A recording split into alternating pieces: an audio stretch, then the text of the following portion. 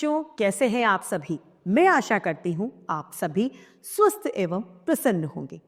आज हम हमारा पाठ कंजूस और उदार को पढ़ेंगे और समझेंगे। तो आइए इस पाठ को प्रारंभ करते हैं।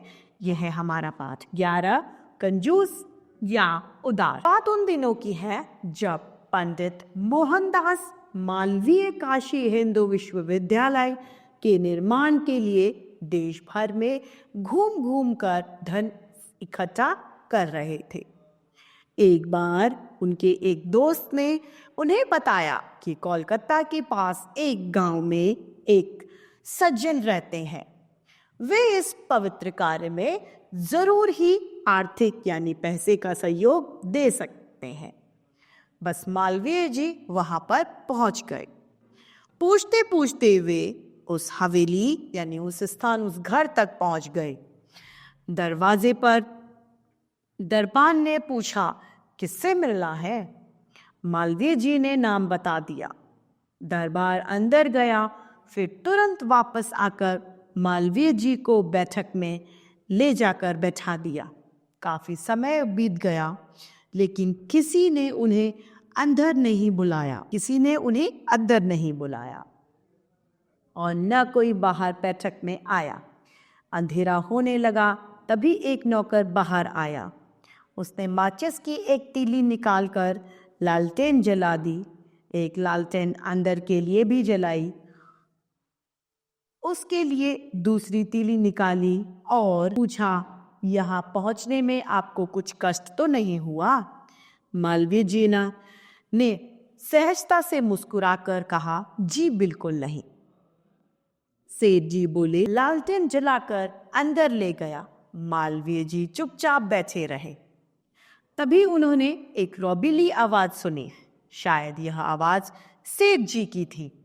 सेठ जी ने अंदर से ही नौकर को दो अलग अलग तीलियों से दोनों लालटेन जलाते देख लिया था। वे नौकर को डांट रहे थे, तुमने माचिस की एक तीली से दोनों लालटेन क्यों नहीं जलाई? तुम्हें बार बार कहा जाता है कि इस तरह चीजों की बर्बादी नहीं की जाती, पर तुम सुनते समझते नहीं हो।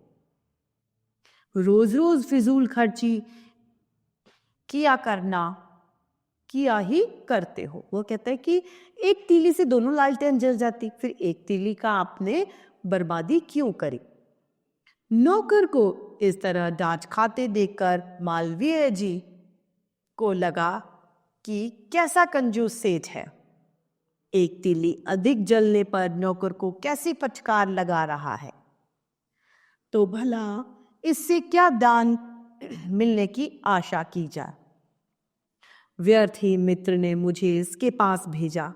मालवीय जी ने मन ही मन निराशा होने लगी। थोड़ी देर बाद सेठ जी बाहर बैठक में आए और बोले, क्षमा कीजिएगा, मैं बहुत आवश्यक काम में व्यस्त था, आपको बहुत प्रतीक्षा करनी पड़ी। उन्होंने नौकर को आवाज देकर मालवीय जी के लिए जलपान लाने को कहा। फिर मालवीय जी से पूछा, यहाँ पहुंचने में कोई कष्ट तो नहीं हुआ? मालवीय जी ने सहज मुस्कुराकर कहा, जी बिल्कुल नहीं। सेठ जी बोले, मेरे मित्र ने आपके और आपके कार्य के विषय में मुझे सूचना दे दी थी। यह कहकर सेठ जी ने मुनीम को बुलाकर चेक लाने को कहा। चेक बुक लाने पर सेठ जी ने 7 लाख रुपयों का चेक मालवीय जी के हाथों में दे दिया। मालवीय जी आश्चर्य से उस चेक को देख रहे थे। मन ही मन उन्होंने कहा, यह तो कमाल हो गया। मालवीय जी को खामोश देखकर सेठ बोले, कहिए पंडित जी, रकम कम है क्या? वो कहते हैं, पैसे कम है क्या? लेकिन फिलहाल मैं इतनी ही रकम दे पाऊंगा, दूसरी बार फिर सेवा करने का प्रयत्न करूंगा। मालवीय जी को विचारों में खोया देखकर उन्होंने कहा, क्या सोचने लगे पंडित जी, बात क्या है? मालवीय जी ने कहा, मैं सोच रहा था कि शायद यहाँ से खाली ही मुझे लौटना पड़ेगा। सेठ जी ने मुस्कुराकर कहा, आपका सोचना काफी हद तक ठीक ही है।